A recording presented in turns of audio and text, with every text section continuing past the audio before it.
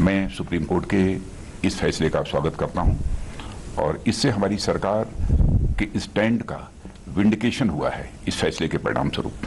बल्कि हमारी सरकार की जो डिसीजन मेकिंग की जो ट्रांसपेरेंसी है उस पर भी सुप्रीम कोर्ट ने अपनी मुहर लगा दी है।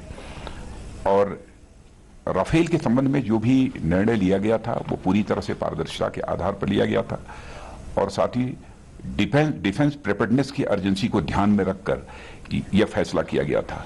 राष्ट्रहित में यह फैसला था। दुसरे वटेन चौकीदार चोर है ह्या वक्तव्याचेरूय सुप्रीम कोर्टान राहुल गांधी बिनशर्त माफी घेवन सोडलो। याफुडें सांबाळून उलोवचें म्हूण ताका शिटकावणी। Today's observations on today's order of the Honorable Supreme Court in the contempt petition against Rahul Gandhi is an indictment, is actually a slap in the face of the Congress party and its leader.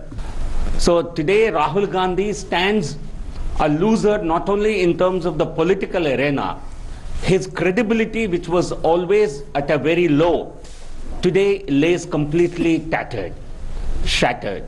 So I think there cannot be a greater insult and humiliation to a political leader rather than getting a complete rebuff from the people of the country and from the highest court of the country.